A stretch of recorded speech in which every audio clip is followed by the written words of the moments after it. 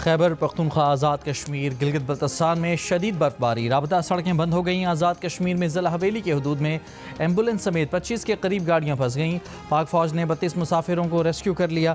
Ambulance میں موجود 2 میتیں بھی نکال لی گئیں۔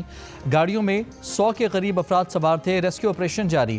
چترال میں برفانی تودا گھر پر گر گیا، 9 افراد جاں بحق، 4 خواتین 5 مرد شامل۔ چلاس اور اپر کوہستان میں برفباری اور لینڈ سلائیڈنگ سے شاہراہ کراکرم مختلف مقامات پر بند، سینکڑوں مسافر اور مال بردار گاڑیاں پھنس گئیں۔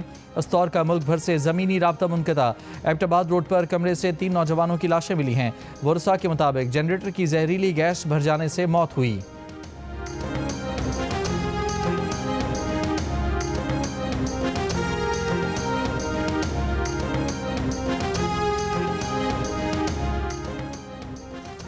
مری میں برفباری کا سلسلہ تھم گیا، موسم مکمل صاف ہو گیا۔ مری کے راستے جلد کھلنے کا امکان۔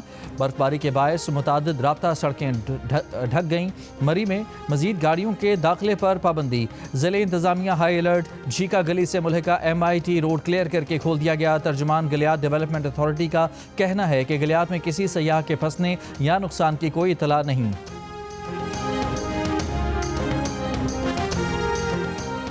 حیدرآباد کے قریب مہران ہائی وے پر کار اور ٹرک کی ٹکر، 8 افراد جاں بحق، 2 زخمی۔ ٹرک ڈرائیور گرفتار، جاں بحق افراد میں 2 مرد، 1 خاتون اور 5 بچے شامل۔ کراچی کے سانحہ گل پلازا میں اب تک 71 لاشیں اور انسانی باقیات لائی گئی ہیں۔ Police surgeon Karachi doctor Sumaiya Tariq کا کہنا ہے کہ 16 افراد کی شناخت کا عمل مکمل ہو چکا ہے۔ لاشیں جل جانے کی وجہ سے DNA کا عمل پیچیدہ ہے۔ DC ساؤتھ جاوید نبی کھوسو کے مطابق گل پلازا کو 90% تک کلیئر کر دیا گیا ہے۔ 10 سے 11 افراد مسنگ ہیں، تلاش جاری ہے۔ ملبے سے 4 DVR ملے ہیں جن کی مدد سے سانحے کی وجوہات جاننے میں اہم شواہد ملنے کا امکان ہے۔ گل پلازا سے ملبہ اٹھانے کے دوران 1.5 کلو سونا بھی ملا جسے دکان مالک کے حوالے کر دیا گیا۔ تہہ خانے میں دکان سے 1 لاکھ روپے سے زائد رقم برآمد، رقم مالک کے حوالے کر دی گئی۔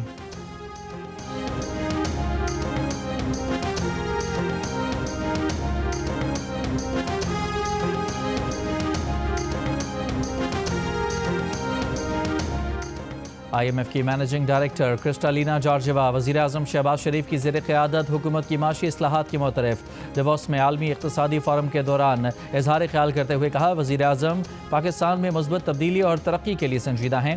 شہباز شریف جب کسی کام کو کرنے کی ٹھان لیں تو پھر اسے مکمل کر کے ہی چھوڑتے ہیں۔ پاکستانی حکومت سنجیدگی سے اصلاحات کا نفاذ کر رہی ہے۔ حکومتی اقدامات کے مثبت ثمرات موصول ہونے لگ گئے ہیں۔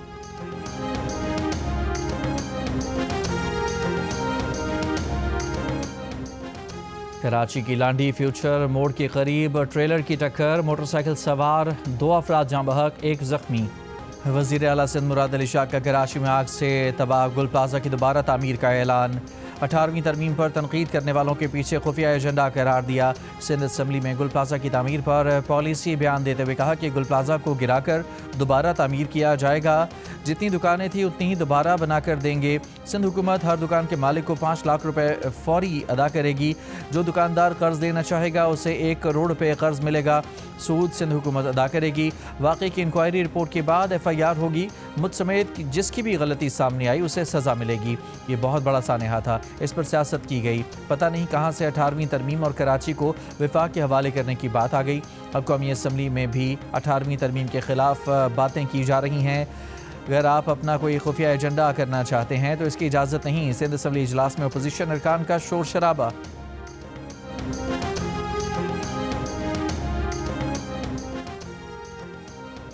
چیئرمین MQM پاکستان خالد مقبول صدیقی کا وزیر اعظم کو خط، وفاق سے سانحہ گل پلازا انکوائری کمیشن کے نام سے اعلیٰ سطح کی غیر جانبدارانہ اور شفاف کمیشن تشکیل دینے کا مطالبہ۔ خط میں لکھا کہ انکوائری کمیشن حقائق سے پردہ اٹھائے اور مجرموں کو تعین کرے۔ کمیشن میں FIA، نیب، NDMA کو شامل کیا جائے، MI، ISI، اسٹیٹ بینک، نسپاک سمیت دیگر کو شامل کیا جائے۔ وفاقی حکومت اور قانون نافذ کرنے والے ادارے فوری طور پر ریسکیو اور ریلیف کے انتظامات سنبھالیں تاکہ انسانی اعضاء اور قیمتی اشیاء محفوظ رہ سکیں۔ 12,000 سے زائد خاندان اس واقعے میں براہ راست متاثر ہوئے۔ واقعے میں ہلاکتوں اور مالی نقصانات کی براہ راست ذمہ دار سندھ حکومت ہے۔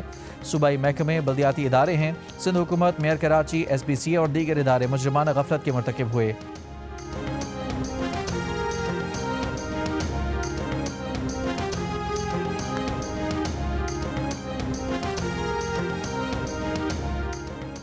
سانحے کی آڑ میں سیاست اور صوبے کو دو لخت کرنے کی اجازت نہیں دی جائے گی، میئر کراچی مرتضی وہاب کا MQM کو جواب۔ پروگرام نیا پاکستان میں مرتضی وہاب نے کہا کہ پنجاب میں سڑکیں تک وفاق بناتا ہے، کراچی میں کوئی تعاون نہیں کرتا۔ ہم سے یہ نہ پوچھیں کہ ہماری یلو اور ریڈ لائن اب تک کیوں مکمل نہیں ہوئی، وفاق سے پوچھیں کہ اس کا کراچی میں گرین لائن منصوبہ کیوں مکمل نہیں ہوا۔ رہنما MQM سینیٹر فیصل سبزواری نے کہا کہ سیاست ممکنات کا کھیل ہے، کراچی کو وفاق کے حوالے کرنا بھی ممکن ہے، سانحے کی آڑ میں سیاست کوئی نہیں کر رہا۔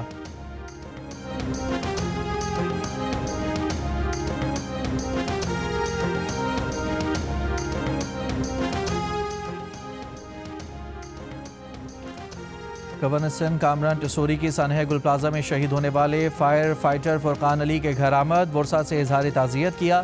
گورنر سندھ نے میڈیا سے گفتگو میں کہا کہ فائر اسٹیشن کو فرقان علی کے نام سے منسوب کیا جائے گا، اس اسٹریٹ کا نام بھی فرقان علی کے نام سے منسوب کرنے کے لیے میئر کراچی کو خط لکھوں گا۔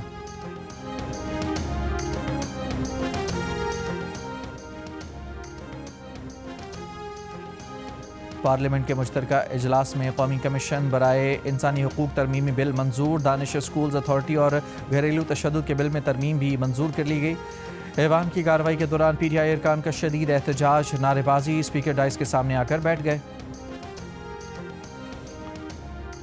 حکومت پنجاب کا 6, 7 اور 8 فروری کو بسنت کے دوران میٹرو بس اور اورنج ٹرین سمیت گرین لائن میں مفت سفر کی سہولت فراہم کرنے کا فیصلہ۔ وزیر اعلیٰ پنجاب مریم نواز نے کہا کہ بسنت کو محفوظ بنانے کے لیے 10 لاکھ موٹر سائیکل سواروں کو سیفٹی راڈز لگا کر دیں گے، ڈور اور پتنگ کے سائز کی خلاف ورزی پر سزا دی جائے گی۔ کابینہ اجلاس میں اپنا روزگار پروگرام شروع کرنے، مختلف تحصیلوں میں الیکٹرو بس سروس شروع کرنے کے لیے 1000 گرین بسیں منگوانے کا فیصلہ۔ ایک اور اجلاس میں پنجاب حکومت نے اس سال جون تک 1,60,000 گھر بنانے کا ہدف مقرر کر دیا۔ اپنی زمین اپنا گھر اسکیم کے لیے 1530 پلاٹوں کی الاٹمنٹ کی بھی منظوری دی گئی۔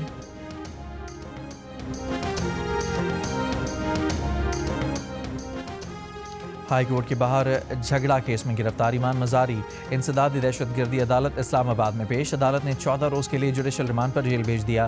دوسری جانب سیشن کورٹ اسلام آباد نے ایمان مزاری اور ہادی علی چٹھا کے خلاف متنازع ٹویٹس کیس پر سماعت ہفتے کے روز تک ملتوی کر دی۔ ملزمان اور وکیل صفائی عدالت میں پیش نہیں ہوئے۔ عدالت نے کہا کہ اگر ہفتے کو ملزمان پیش نہ ہوئے تو جرا کا حق ختم ہو جائے گا۔ ایمان مزاری اور ہادی علی کی گرفتاری پر اسلام آباد بار ایسوسی ایشن نے جمعے کو ہڑتال کی۔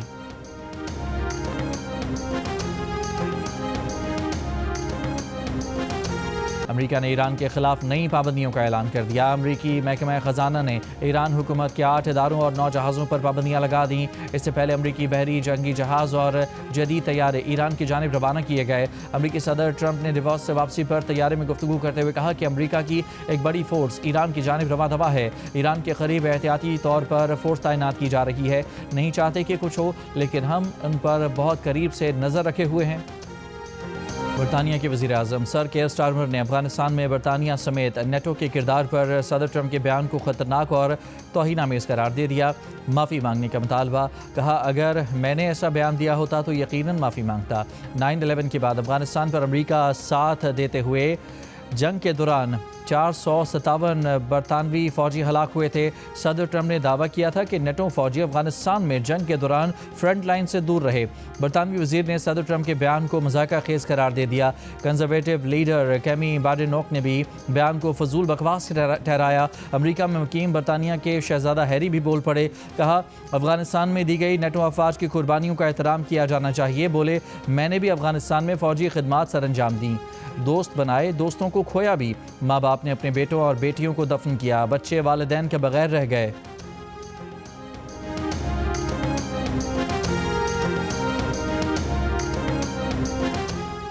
ایرانی سفیر رضا امیری مقدم کی جانب سے پاکستان سے اظہار تشکر، کہا پاکستان کا شکریہ، جنیوا میں ایران کے حق میں اصولی موقف اختیار کیا۔ پاکستان نے UN انسانی حقوق کونسل میں ایران مخالف قرارداد کے خلاف ووٹ دے کر جرأت مندانہ اقدام کیا۔ شہباز شریف اور اسحاق ڈار کی قیادت میں پاکستان کا اصولی کردار قابل تحسین ہے۔